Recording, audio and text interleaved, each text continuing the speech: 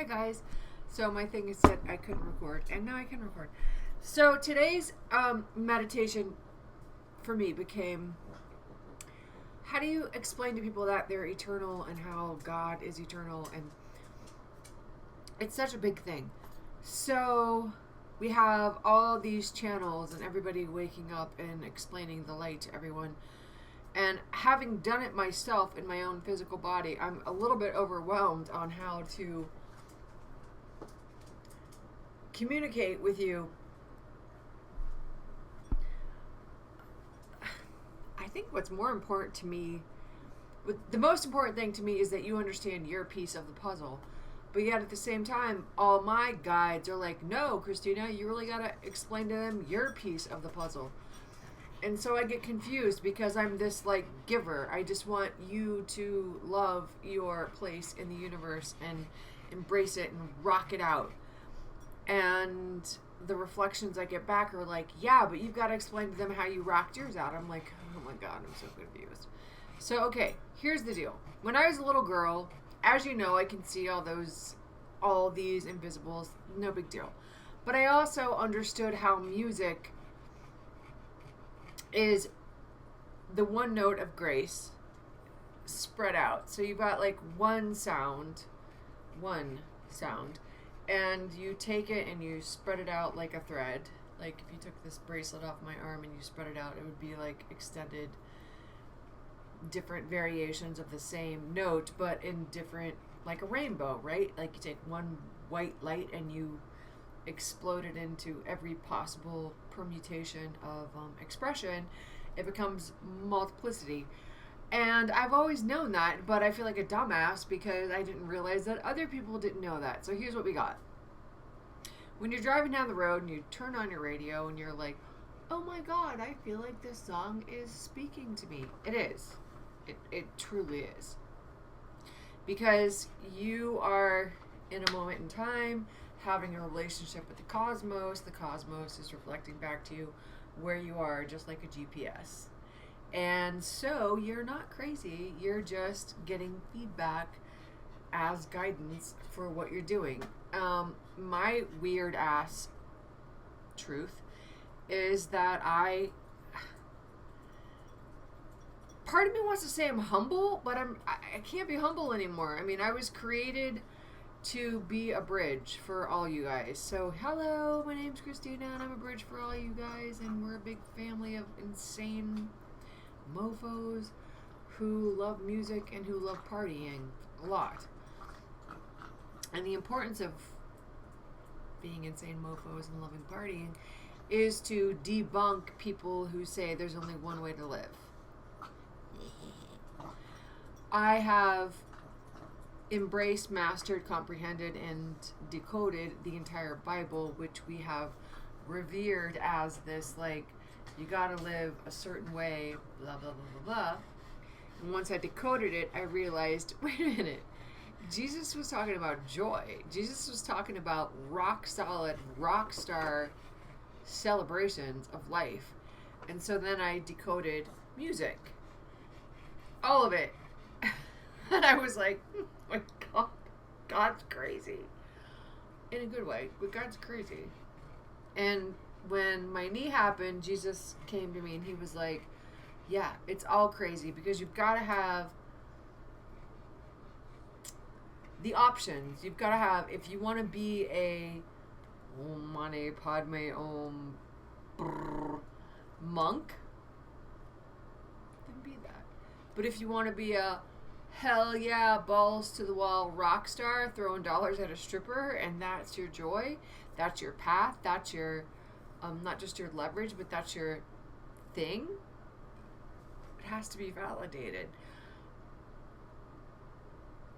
It took me a little while not just to let that information settle in, but I said, all right, I can so see that, but Jesus, would you do me a really huge favor? Would you give me a biblical point in time where I can, just for myself, comprehend how you did that and how you, like, nailed that? You, like, anchored that on the planet in a story? He was like, no problem. Mary Magdalene. And I was like, ooh, okay, let's go. And so the story of Mary Magdalene is this. These people, but they're not really people, they're like beings, they present to Jesus this woman. And they say to him, we caught her in the act of adultery. And I was like, ooh, this is going to get good. This is going to be really good.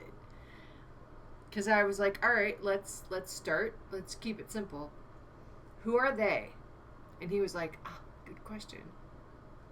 Those are the invisible beings. Those are like the angelic beings. They caught her as she's falling. And I was like, okay, I'm with you. Where else is this exemplified in the Bible? He's like, in Revelation. When the woman has the child, the fall of man. Genesis, Revelation. I'm like, all right, and I hope to God you guys can follow along, but just like, it's all a story about passion being a sin. Physical zest for exploring creation being bad. Now, you ready for this? If you close your eyes and you go inside your body, then you're in the kingdom of heaven. You don't need to go walk down the street. You just like sit and meditate and you're like, it's so beautiful just to exist, right? When you open your eyes and you start looking for yourself, that's what they were saying to Jesus was, we caught this woman looking outside of herself for God. We caught her in the act of adultery. She denied the fact that God was with her. Bam! That's the sin. You got that? Please, dear God, I hope you got that. The only sin is blasphemy against the Holy Spirit, which means you think God isn't with you. So I said, all right, Jesus, how do I put this into words that help other people understand this? He goes, okay, here's how it rolls. Most human beings are convinced that God's not with them. So Mary Magdalene is an example of someone who's like, I'm alone. Nobody loves me. Nobody's with me. Help me, help me, help me, help me. Whether it's a man or a job or, adultery is believing that you're alone. You've been abandoned. Adultery in modern terms means you're having sex, but it really means you're being passionate with something that's not your true marital partner, not your true source, your true one-to-one mirror of love, right? So that's just a story. I was like, ooh, this is getting really good. So he explains to me, and I hope you get it, that the story is the angels catch her as she's falling in her loneliness. They catch her and they bring her in the temple. Where's the temple of God? It's in God's own heart.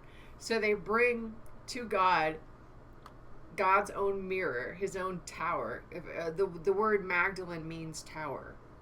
Look it up, Google it. Magdalene means tower.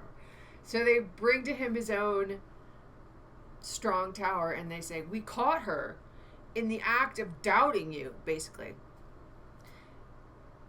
Moses said we should stone her, we should kill her, right? What do you say? And Jesus says, nothing. And they pound him again. What do you say? And he takes his finger, he crouches down, and he writes on the ground. And I was like, what in the Sam hell does that mean? And he said, it's a symbol of me marking the foundation, the earth, marking it with my word. My word. My word. I scribbled, I put my own name right in front of that woman, right in front of that fear, right under that doubt, right on the ground that supports my own tower, my own female. And I went, whoa, that goes to Revelation. He goes, exactly.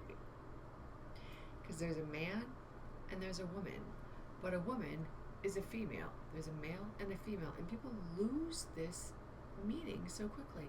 Fe, F-E, iron. he will rule them with an iron rod. I'm like, oh my God, you're a genius. You're such an allegorical, insane genius. He's like, yeah. I took my own finger, my own blood, my own life force, and I laid it on the ground to support fear because people are afraid of being alive. And so they asked me again, and I didn't say anything. And so when I said to them, let those of you without sin cast the first stone, let those of you who have never been afraid kill her. They were like, oh, I've been afraid. So they like leave one by one, the oldest to the youngest.